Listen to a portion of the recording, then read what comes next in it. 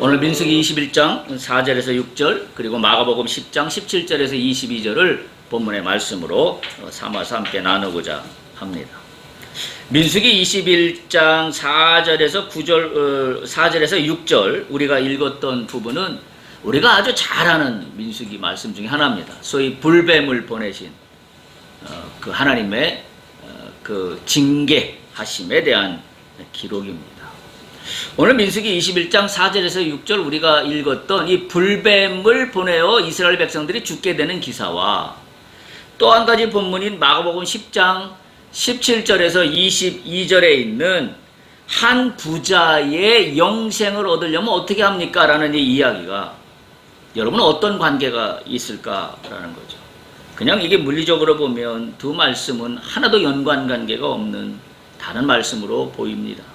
그러나 저는 오늘 민수기 21장 4절에서 6절 불뱀을 보내는 기사를 읽으며 오늘 예수님께서 한 부자에게 주셨던 말씀을 떠올리지 않을 수가 없었습니다.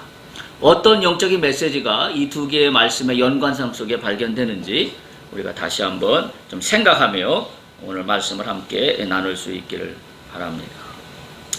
오늘 민수기 21장 4절에서 6절 우리가 읽은 것처럼 이스라엘 백성들이 어디서 많이 봤던 이야기가 계속 반복됩니다. 뭐냐면 5절에 있는 말씀이죠. 백성이 하나님과 모세를 향하여 원망하여 이르되 우리를 애굽에서 인도해 내어 이 광야에서 죽게 하느냐. 이거 한두 번 나온 얘기가 아닙니다. 성경은 왜 이 한두 번 나오는 얘기가 아닌 걸 계속해서 반복할 거예요. 특별히 민수기에서 이스라엘 백성들이 가나안을 향하여 가는 광야길에서 지금 우리가 기억하는 것마도 이 똑같은 본문의 이야기, 백성이 하나님과 모세를 향하여 원망하여 어찌하여 우리를 애굽에서 인도해 내어 이 광야에서 죽게 하는가, 이 이야기는 우리 기억에도 한두 번 들은 이야기가 아닐 겁니다. 끊임없이 나옵니다. 저는 오늘 이 말씀을 대하면서 이 끊임없이 나오는 한두 번의 아닌 이야기는 오늘 내 이야기다. 이게 그때 당시 이스라엘 백성들의 이야기가 아니라 내 이야기다. 나도 끊임없이 이 똑같은 이야기를 반복하며 살아가고 있는 게 아닌가, 이런 생각을 하지 않을 수가 없습니다. 그러면서 드는 생각은 딱 하나예요. 정말 해도 너무한다. 이런 생각 들지 않으세요? 정말 해도 너무한다. 이스라엘 백성들의 상황을 보면 이들이 지금 어디 자기들의 힘만으로 지금 광야길을 걸어가서 가나안으로 가고 있는 게 아니잖아요. 만나를 주셔요. 메추라기를 주셔요. 구름기둥과 불기둥으로 그 햇볕과 그 모든 것들을 막아주셔요. 짐승으로부터 보호해 주셔요. 그런데 이스라엘 백성들은 끊임없이 어찌하여 우리를 애굽에서 데리고 나와갖고 이 광야에서 죽게 하느냐, 이 똑같은 이야기를 수도 없이 반복하고 있습니다. 저는 그 생각이 들었습니다. 오늘 본문을 읽으며 든 유일한 생각은 해도 너무한다. 해도 너무한다. 그걸 바꿔서 이야기하면 참 나라는 인간도 하나님 앞에서 해도 너무한다. 언제는 은혜로 살았다고 그 난리를 치면서 그리고 와서는 또 똑같이 나를 왜 애굽에서 인도해내요, 이 죽을 고생을 시키냐고 똑같은 이야기를 하고 있는 우리의 모습을 발견한다면 나도 똑같이 하나님 앞에 볼 때 해도 너무한다, 이런 생각을 갖지 않을 수가 없습니다. 우리는 지난주 본문의 말씀에서 잠깐 희망을 보는 듯 하였습니다. 호르마 전투에서 38년 전에 똑같은 호르마 그곳에서 가나안인과의 전투에서 이스라엘 백성들은 자기들 멋대로 했습니다. 모세가 산으로 올라가지 말라고 했습니다. 근데 마치 자기들이 신앙이 있는 것처럼 회개한다고 하면서 산으로 멋대로 올라가서 가나안인과 전투를 벌여서 어떻게 됐나요? 대패하고 말았던 게 38년 전 일이었습니다. 그런데 38년이 지난 그 시점에 똑같이 이스라엘 백성들은 호르마에서 가나안인들을 만납니다. 그때 지난주 말씀에서 어떻게 했나요? 이스라엘 백성들이 회개하며 나갔습니다. 그리고 이렇게 주 앞에 먼저 기도했습니다. 주님이 이들을 우리 손에 넘겨주시면 우리가 그들을 무찌르겠나이다. 태도를 바꿨더니 가나안인들을 무찌르는 호르마 전투에서의 승리를 가져와서 희망이 보이는 듯 하였습니다. 정말 희망을 가졌습니다. 그런데 오늘 본문으로 돌아오자마자 다시 반복됩니다. 도대체 이게 어떻게 설명해야 될까요? 도대체 우리의 인간을 어떻게 설명해야 될까요? 자기 스스로 천당과 지옥을 날마다 오갑니다. 냉탕과 온탕을 자기가 다 만들어 버립니다. 자기 멋대로 냉탕으로 갔다 자기 멋대로 온탕으로 갑니다. 그리고 나서는 이렇게 이야기합니다. 하나님이 어디 있냐? 하나님이 어째서 나를 애굽 땅에서 이끌어내서 나를 이렇게 죽을 고생을 시키냐? 하나님은 한 번도 변한 적이 없습니다.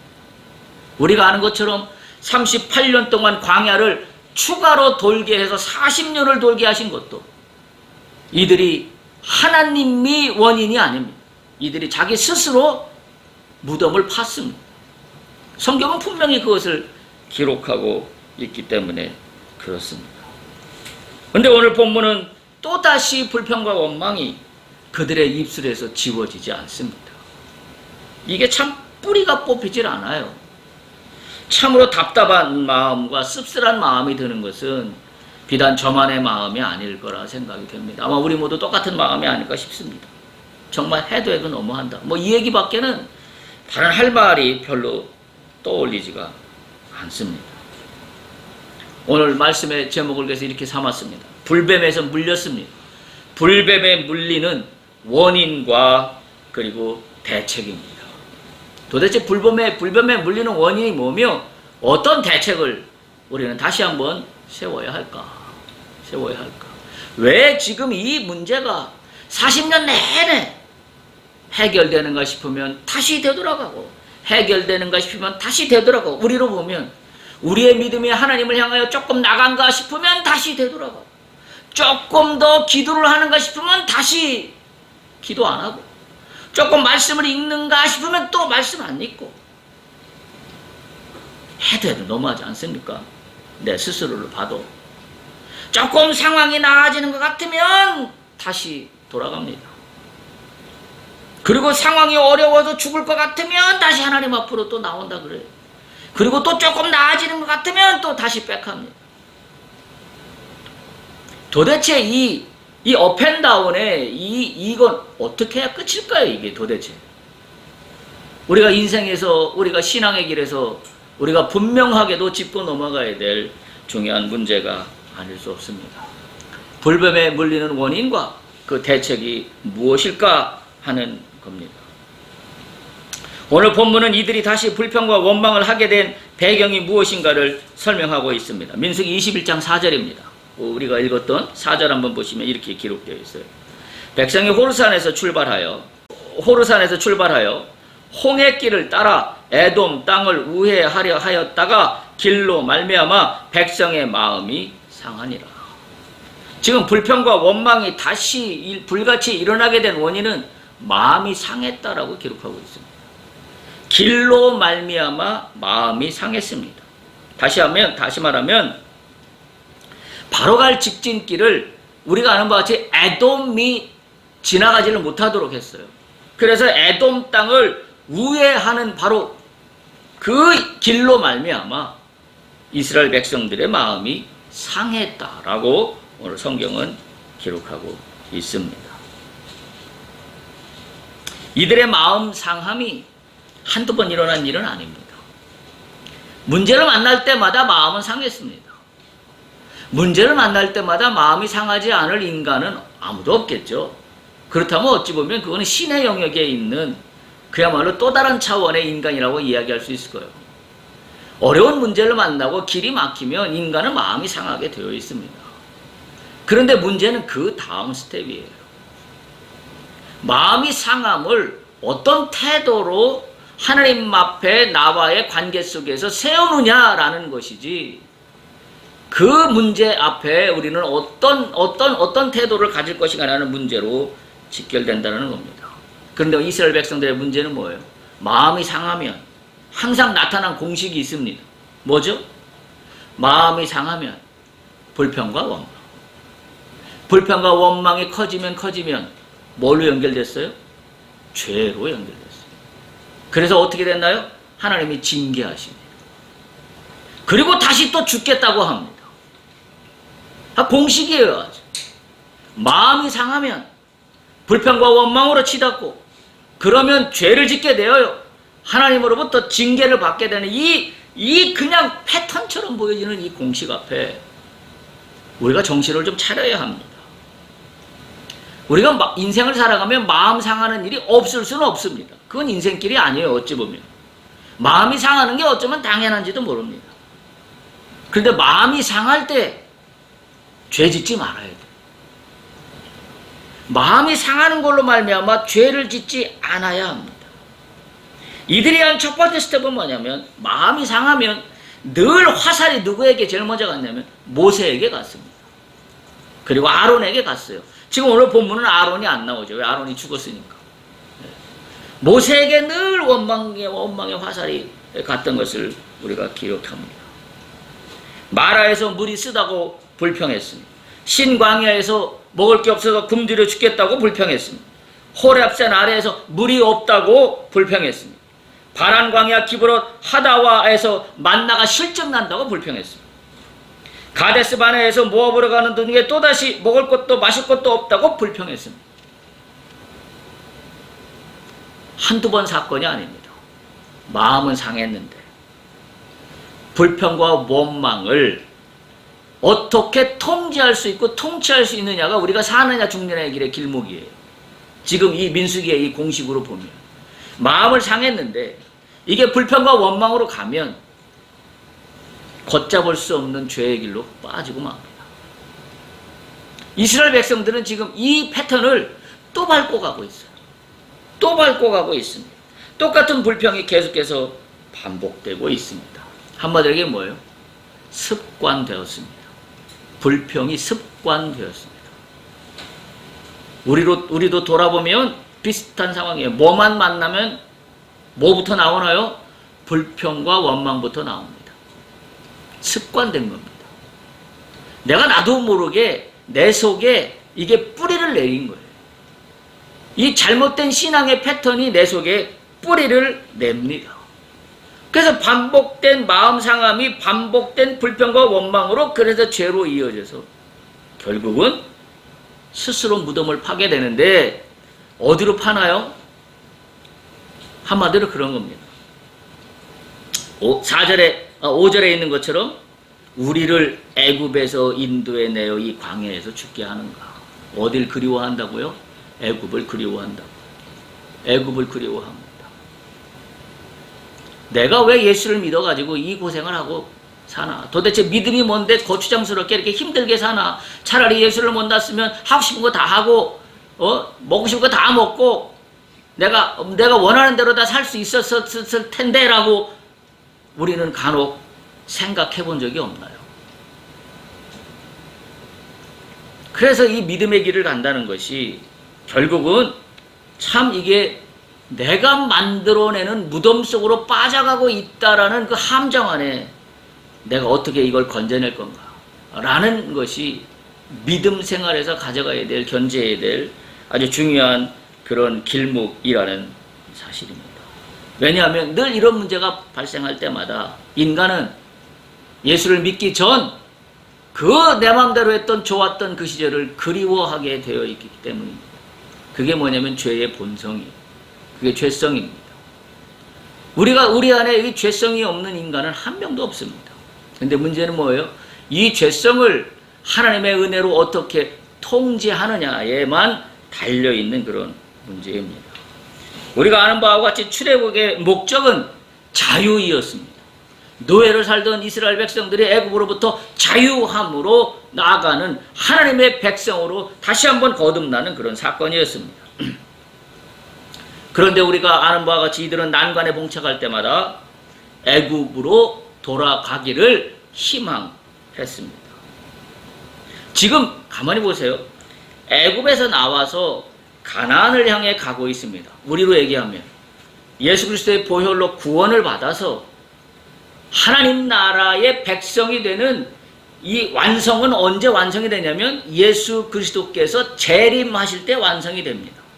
그럼 우리는 출애굽한 것과 마찬가지로 구원을 받은 자는 지금 구원이 완성되는 예수의 재림 시점까지를 놓고 본다면 우리는 그 안에 과정 중에 있는 겁니다. 이걸 신학적으로 뭐라고 이야기하냐면 이미 구원받아서 이미와 아직 구원이 완성된 건 아니다 라는 이미와 아직 사이에 긴장관계에 있는 게 현재 우리가 살고 있는 현 주소다라고 신학자들은 그렇게 이야기합니다. 우리가 기억해야 돼요. 우리는 이미와 아직 사이에 있습니다. 이미와 아직 사이에 있다면 우리는 어디를 향하여 나가고 있는 거예요?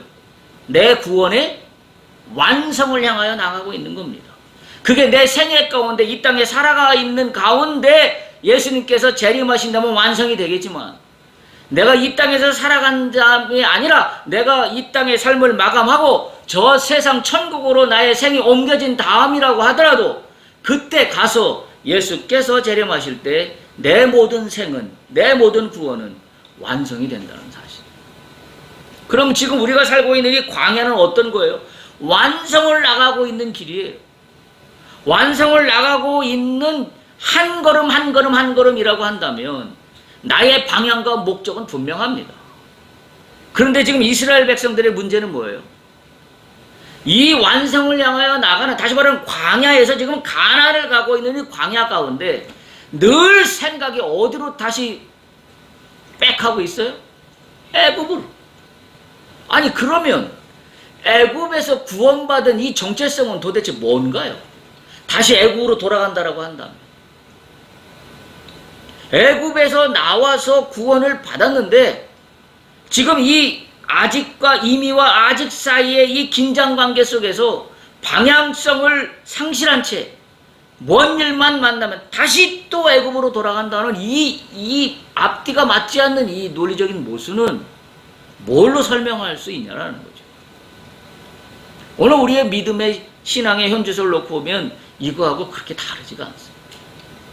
우리도 이미와 아직 사이에 살고 있는 한 사람 한 사람 믿음의 사람이고 믿음의 길을 걸어가고 있다라고 이야기하고 있는 사람들 중에 한 사람입니다. 그럼에도 불구하고 문제를 만나고 어려움을 만나면 우리는 다시 빽하고 만다라고 한다면 도대체 나의 구원의 완성은 이루어지겠습니까? 내가 이 땅에 살아가는 동안에 이 땅에서 완성해야 될 나의 소명이 있습니다. 나는 이 땅에서 아무렇게나 살고 다시 말하면 구원받았으면 됐지 뭐 구원받았으니까 나는 천국 가는 거야 라고 생각한다면 큰 오산입니다. 큰 오산입니다. 중요한 게 뭐냐면 구원을 받은 자가 천국 지향적인 믿음을 갖는다는 것은 나의 믿음의 행로가 예수 그리스도의 재림을 향하여 내가 한 걸음 한 걸음 오늘을 어떻게 살 것인가의 문제에 있어요. 그걸 우리는 신학적으로 뭐라고 이야기하냐면 종말론적인 신앙이라고 이야기합니다.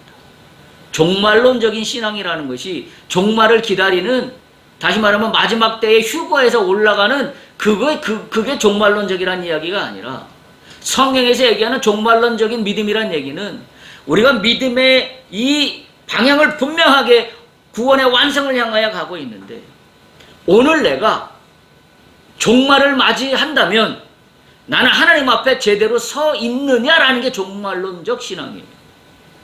그래서 오늘 하루 광야길을 걸어가는 이 한 걸음 한 걸음 한 걸음이 결코 무의미한 길이 아니고 쓸데없는 길이 아닙니다. 오히려 내가 하나님 앞에 잘 살았다, 믿음의 행진을 하루도 게을리하지 않고 갔다라고 할 수 있는 거는 오히려 역설적으로 이야기하면 어려운 문제를 만났을 때 내가 어떤 태도를 취하고 갔느냐로 결정될지도 몰라요. 근데 지금 이스라엘 백성들은 그와 같은 상황에 있습니다. 길로 인하여 백성의 마음이 상하였다. 이 부분을 우리가 좀 새겨 들을 수 있길 바랍니다. 4절 끝에 보면 길로 말미암아 백성의 마음이 상하였다. 이 길입니다. 구원의 완성을 향하는 이 길 가운데 마음이 상한다고 이스라엘 백성들은 지금 빽도 하고 있다라는 사실을 우리가 기억해야 됩니다. 우리가 걸어가고 있는 이 인생의 길, 이 가운데에서도 우리가 믿음의 길에서 백도 하지 않기를 축복합니다. 백도 하지 않아야 합니다. 애굽을 그리워하지 않아야 합니다. 어려운 문제 앞에 봉착했다고 뒤로 돌아가지 않아야 합니다. 기억하세요. 우리는 이미와 아직 사이에 있는 구원의 완성을 향하여 나가는 믿음의 사람입니다. 그 완성의 종결은 예수께서 오실 때 종결됩니다. 그러면 그 과정에 있는 삶의 책임은 누구한테 있다? 나에게 있습니다. 내가 오늘 어떤 태도와 어떤 믿음과 어떤 신앙으로 걸어갈 것이냐에 따라서 결정될 것이기 때문입니다. 그래서 오늘도 우리가 이 믿음의 길을 걸어갈 수밖에 없다라는 사실 앞에 놓여 있습니다. 자, 그런데 보세요. 이들이 백도하는 원인은 오늘 본문에서 봐도 딱 하나예요. 이들의 관심이 어디에 있어요? 오직 어디에 있어요? 먹고 마시는 거에 있어요. 그건 인간의 연약함이죠. 먹고 마시는 게 넉넉지 않다고 생각되면 우리는 늘 머릿속에 애굽을 그리워합니다. 내가 그때 참 좋은 거 많이 먹었는데 애굽에서 그랬잖아요. 뭐 부추도 있고 뭣도 있고 뭣도 있고 뭣도 참외도 있고 뭐도 있고. 내가 애굽을 그리워하는 한 나의 구원의 완성은 지체될 뿐입니다. 아니면 취소될지도 몰라요. 제가 겁주는 게 아니라 취소될지도 모릅니다. 왜요? 지금 구약의 역사를 보면 이스라엘 백성들이 다 출애굽했지만 가나안으로 들어가는 게 아니기 때문입니다. 관건은 광야 길에 어떻게 걸어가느냐의 길에 나의 인생의 태도에 달려있다는 겁니다. 지금 이들이 보여주고 있는 오직 의식주에만 관심이 있는 이 모습을 보면 이들은 철저히 노예 근성에 있습니다. 노예 근성이 뭐예요? 배불려 먹여만 주면 오케이입니다. 다른 거 다 필요 없습니다. 의식주만 해결되면 됩니다. 그러면 노예에게는 다른 어떤 아무런 조건이 없어요. 하나님은 우리를 구원하게 하셔서 구원을 주셔서 우리로 하여금 하나님 나라의 백성이 되게 하셔서 하나님 나라의 일들을 꿈꾸게 하신다라고 가정한다면 우리는 노예로 살 수 없습니다. 우리는 의식주만 해결하는 문제로 살아갈 수 없습니다. 근데 우리는 이 문제가 가장 중요한 문제로 자리 잡고 있다는 사실이에요. 이 문제가 가장 중요한 문제로 항상 우선순위에 놓여 있는 한 나는 애굽을 그리워할 수밖에 없습니다. 왜냐면 그 시절이 좋았거든요. 그 시절이 좋았기 때문입니다. 오늘 본문에서 나타나는 이들의 죄는 크게 세 가지입니다. 첫 번째, 이스라엘 백성들은 여호와를 거부했습니다. 5절에 보면 백성이 하나님과 모세를 향하여 원망하되 이렇게 기록하고 있습니다. 여호와 하나님을 거부했습니다. 결국 우리가 의식주만 최대의 우선 가치로 여기고 늘 애굽으로 돌아가는 것을 늘 그리워한다고 한다면 이건 다른 말로 표현하면 여호와를 거부하는 겁니다. 여호와의 믿음을 거부하는 겁니다. 우리는 겉으로는 믿음이 있는 사람이라고 이야기하지만 믿음이 있는 사람이 아닌 셈입니다. 우리가 여호와의 섭리에 대하여 불평할 때, 또 여호와의 역사에 대하여 즐거운 마음으로 순종하는 것을 거부할 때, 또 우리가 그리스도인의 일보다는 이 세상의 것들에 대하여 더 관심을 크게 가질 때, 또 앞으로 올 세상보다는 이 세상에 속한 것들에 더 큰 주의를 기울일 때, 그리고 영혼의 유익함보다는 육신의 쾌락을 쫓을 때, 한마디로 여호와를 거부하는 겁니다. 여호와께 반기를 드는 배역하는 행동이라는 사실입니다. 여호와를 위하여 행동하지 않는 자는 여호와께 배역하는 자와 똑같습니다. 여러분, 독일의 목회자 중에 2차 세계대전 당시에 히틀러에게 대항하여 죽음을 맞이한 아주 여러분들이 잘 아는 유명한 목회자도 있죠. 디트리 본 헤퍼라는 목사님입니다. 39살 젊은 나이로 사형을 당했는데 이분이 사형당한 후 불과 몇 주 지나지 않아서 히틀러가 망하게 되는 그런 사건 속에 있습니다. 이분이 살아생전에 이 신앙과 믿음에 대하여 특히 제자도에 대해서 많은 이야기들을 하셨는데 이분이 뭐라고 했냐면 이렇게 단 한마디로 정리했습니다. 믿는 자만이 순종하고 순종하는 자만이 믿는다. 다시 한번 믿는 자만이 순종하고 순종하는 자만이 믿는다. 우리가 순종이라는 단어는 지금 이 과정을 이야기합니다. 순종이란 크게 놓고 보면 이미와 아직 사이에 구원의 완성을 나가는 우리의 태도가 순종입니다. 이 순종이 있는 자만이 믿는 자라고 이야기할 수 있습니다. 반대로 이 믿는 자는 순종하게 되어 있습니다. 그러니까 우리가 이미와 아직 사이에 있는 나의 구원의 완성을 향하여 가는 이 길 속에 오늘 이스라엘 백성들처럼 문제를 만났을 때마다 항상 우선순위의 가치가 의식주에만 있다라고 한다면 우리는 뭐라고 얘기할 수 있다? 믿는 자라고 이야기할 수 없다. 우리는 하나님 앞에 순종하며 나가는 자라고 이야기할 수 없다. 더 쉽게 이야기하면 우리가 이미와 아직 사이의 이 광야길에서 우리에게 닥치는 모든 문제들 가운데 마음이 상할 때 불평과 원망이 가장 먼저 앞선다면 나는 순종하는 자라고 이야기할 수 없다. 나는 믿는 자라고 이야기할 수 없다. 이렇게 이야기할 수 있습니다. 우리가 이미와 아직 사이에서 그리스도의 완성을 향하여 나의 구원의 완성을 향하여 나아간다는 것은 멋지고 현란한 말솜씨에 있지 않습니다. 성경책 끼고 다니며 그럴듯하게 보이는 그리스도인의 모습 속에 있지 않습니다. 이스라엘 백성들은 안 그랬나요? 이들을 보십시오. 겉으로 볼 때 얼마나 기가 막힌 신앙의 사람들입니까? 성막도 짓지요. 성막을 중심으로 진을 배치하지요. 그리고 이동할 때마다 언약궤를 앞세워서 이동을 합니다. 이보다 더 거룩한 행진이 어디 있습니까? 우리로 얘기하면 주일날 교회 빠지지 않고 나옵니다. 성경책 끼고 다닙니다. 사람들 앞에 나는 믿는 사람으로서의 모습을 드러내고 삽니다.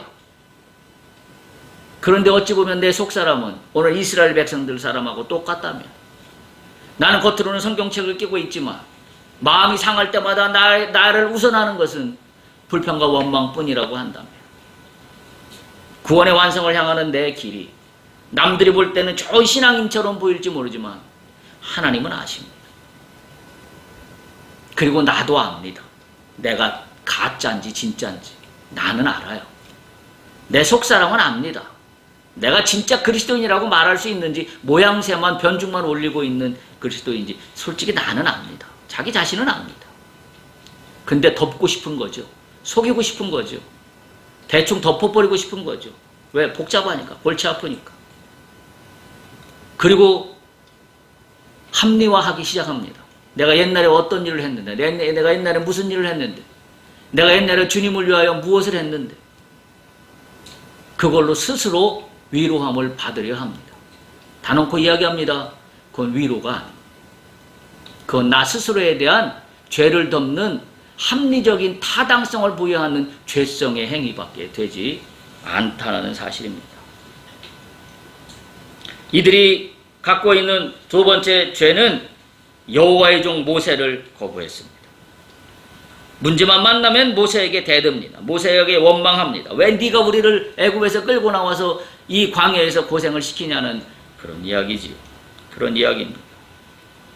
믿음으로 하나님과의 관계가 뒤틀어지면 나타나는 현상입니다. 문제의 원인을 늘 어디에서 발견해요? 남에게서 발견합니다. 이게 모세예요. 지금 모세를 향하여 원망한다는 게 문제만 만나면 문제의 원인을 남 탓입니다. 저 사람 때문에, 환경 때문에, 사회가 그렇기 때문에, 정치가 제대로 해주지 못하기 때문에, 국가가 제대로 세워지지 않았기 때문에 나는 쏙 빠져 있어요. 항상 다른 것들이 문제로 부각합니다. 늘 다른 누군가에서 문제를 발견하고자 합니다. 원인은 항상 자기 자신이 아니라 밖에서만 늘 찾습니다. 이게 지금 이스라엘 백성들이 보여주고 있는 불신앙의 대표적인 모습들이에요. 그러니 어떻게 될까요? 그러니 항상 문제가 없다는 결론에 나는 이릅니다. 나는 문제가 없어. 그런데 다 주변에 있는 다른 것들이 문제야. 라는 거죠. 그러다 보니 어떻게 돼요? 불평과 원망이 그래서 나오는 거예요. 내가 잘못됐다라고 인정하면 불평과 원망이 나올까요? 안 나옵니다. 근데 불평과 원망이 나오는 원인은 뭐냐면 나에게 문제가 있는 게 아니라 너에게 문제가 있다라고 여기기 때문에 끊임없는 불평과 원망이 나오는 겁니다. 그러니까 우리가 잘 새겨야 되는 게 불평과 원망이 나오는 원인은 내가 나에게서 원인을 찾지 못하기 때문입니다. 다른 누군가에서 지금 나의 어려움의 이유와 조건들을 찾으려고 한다면 나에게 나올 수 있는 것은 불평과 원망 밖에는 다른 아무것도 나올 게 없습니다. 왜? 남 때문에 내가 이렇다는 건데 다른 어떤 요인 때문에 내가 지금 이렇게 어렵다는 건데 거기에 감사가 나올 수 있나요? 절대로 못 나옵니다. 나올 수 있는 출구는 딱 하나밖에 없어요. 불평과 원망. 그러니까 어떻게 돼요? 이 문제가 다람쥐 쳇바퀴 돌듯이 도는 거예요. 지금 이스라엘 백성들이 똑같이 애굽을 그리워하며 불평과 원망하며 죄를 짓는 이 악순환되는 이 반복이 끊이지 않는 건 뭐예요? 문제를 만날 때마다 자신에게서 하나님과의 관계에서 자신의 원인을 찾지 못하고 늘 다른 조건에서 찾습니다. 왜 우리를 애굽에서 데리고 나왔어? 왜 모세 너 때문이야? 아론 때문이야? 다 다른 조건에서 문제를 찾기 때문에 답을 찾으려 하기 때문에 절대로 믿음의 성숙이 일어나지 않습니다. 여러분 우리가 잘 아는 말씀이 있죠. 예수님 말씀하셨어요. 마태복음 7장 3절에서 5절입니다. 한번 잠깐 찾아보실래요? 마태복음 7장 3절에서 5절입니다. 어찌하여 형제의 눈 속에 있는 티는 보고 내 눈 속에 있는 들보는 깨닫지 못하느냐. 보라, 내 눈 속에 들보가 있는데 어찌하여 형제에게 말하기를 나로 내 눈 속에 있는 티를 빼게 하라 하겠느냐. 외식하는 자요, 먼저 내 눈 속에서 들보를 빼어라. 그 후에야 밝히 보고 형제의 눈 속에서 티를 빼리라. 딱 이거 아닌가요? 오늘 이스라엘 백성들의 문제가 이거 아닌가요? 원인을 자신에게서 찾지 못합니다. 자신은 어마어마한 들보를 지고 있습니다. 그 들보가 뭐예요? 이미와 아직 사이에 있는 구원의 완성을 향하여 나가는, 다시 말하면 가나안을 향하여 나가는 하나님의 인도하심의 광야길에 있음에도 불구하고 자신의 문제를 찾지 못합니다. 그리고 밖에 있는 티끌만 침소봉대하여 보입니다. 그것이 마치 문제의 전부를 일으킨 원인인 것처럼 착각합니다. 스스로 만듭니다. 그래서 우리는 결론적으로 이렇게 이야기할 수 있어요. 내가 믿음이 있는지 없는지를 무엇으로 판단할까요? 딱 하나예요. 내 입술에서 마음이 상할 때 불평과 원망이 계속되고 있는가? 아니면 이 문제를 나 스스로의 성찰을 통하여 나에게 어떤 문제가 있는지, 영적으로 어떠한 문제가 있는지를 발견하려고 하는가? 이게 믿음이 있는지 없는지를 결정하는 기준이에요. 뭐 교회에 나와서 뭐 홀리 글로리 영광 할렐루야 주님 찬양, 이게 믿음이 있는 행위가 아닙니다.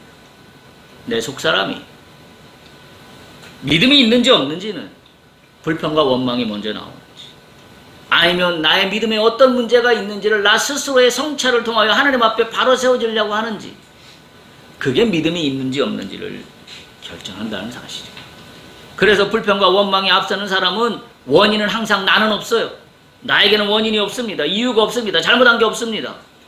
다 모세 탓입니다. 이스라엘 백성들로 얘기합니다. 다 아론 탓입니다.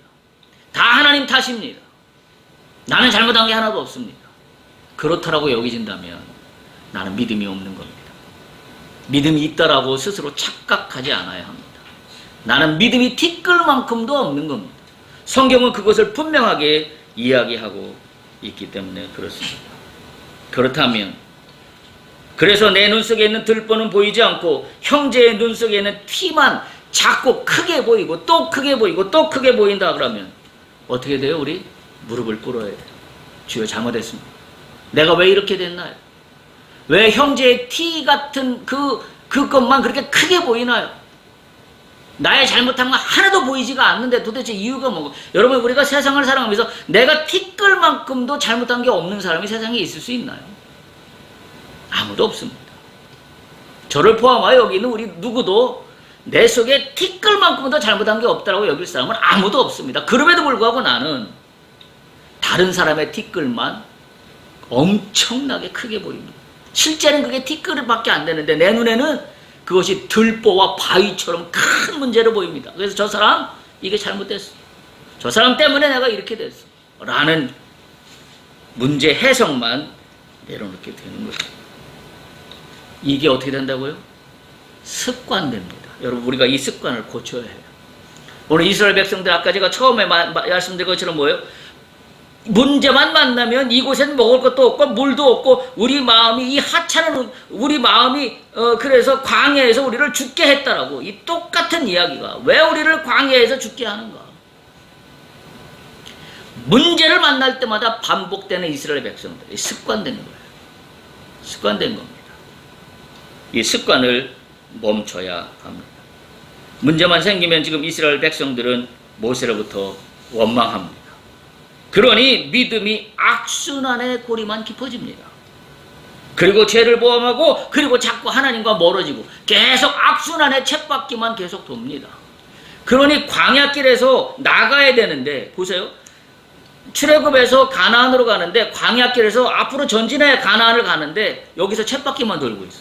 여기서 불평과 원망, 죄를 짓고 그리고 하나님부터 징계를 받고 또 마음이 상하고 마음이 상하니 불평과 원망 그 가운데 정점에는 나는 문제가 없고 너에게만 문제가 있고 다른 원인 때문에 내가 이렇게 됐으니까 또 불평과 원망 또 마음 상하고 여기서만 쳇바퀴 돌면 가나안 언제 갈래요?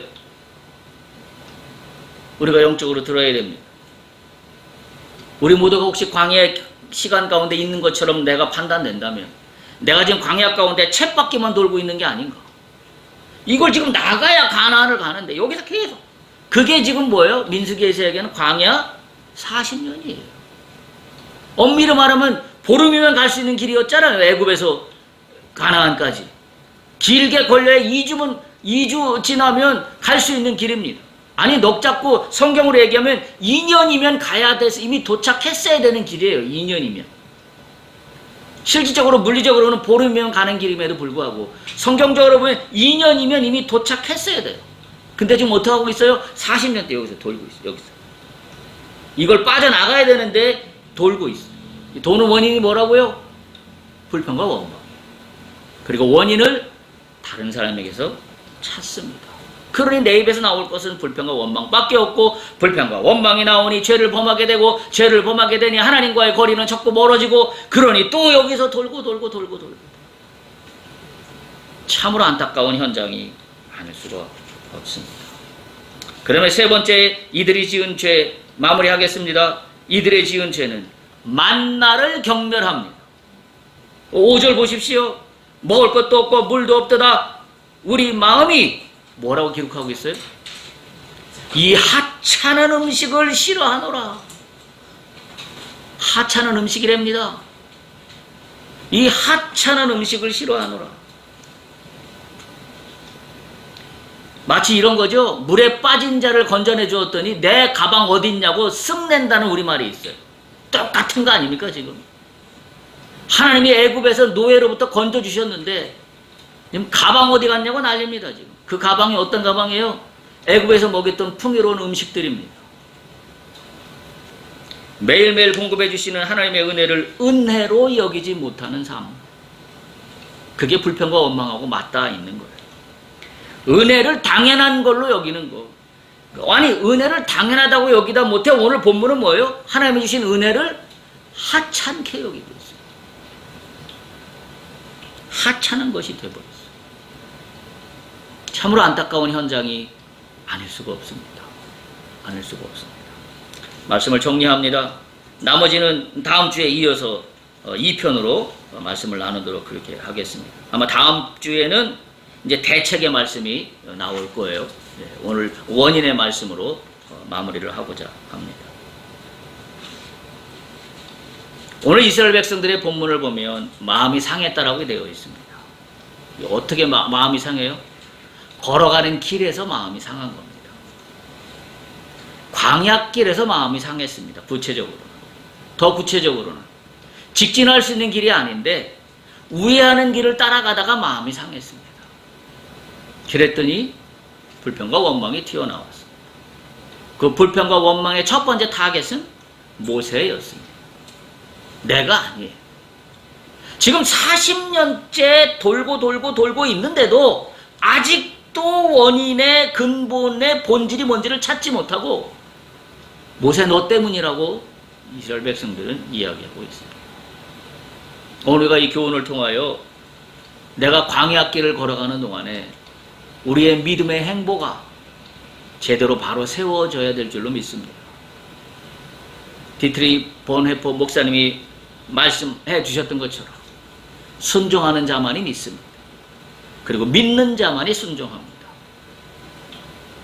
우리가 가나안을 향해 가고 있는 동일한 인생의 길에 놓여 있다고 한다면 우리는 이 길을, 이 원인을 우리는 발견할 수 있어야 돼요. 그 원인은 어디에 있어요? 나에게 있습니다. 내가 하나님 안에서 바르게 세워지지 못한 하나님과의 관계에 있어요. 그걸 다른 데서 남 탓으로 돌리지 않아야 합니다. 내가 하나님과의 관계를 바로 세우고 원인을 바로 찾으면 쳇바퀴는 그칩니다. 가나안으로 바로 직진입니다. 할렐루야. 이와 같은 은혜가 우리 가운데 있기를 간절히 소망합니다.